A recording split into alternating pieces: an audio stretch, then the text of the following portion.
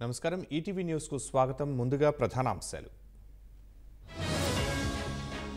మోదీతో మాల్దీవుల అధ్యక్షుడు భేటీ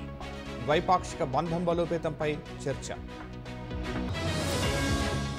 2026 మార్చి నాటికి నక్సల్స్ రహిత భారత్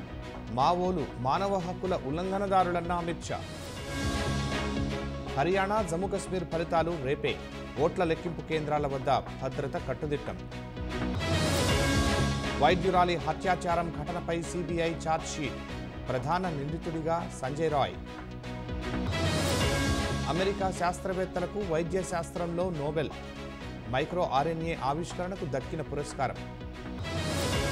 చైనా నిఘా బెలూన్లకు భారత్ చెక్ కూల్చివేతపై ప్రత్యేక సాధన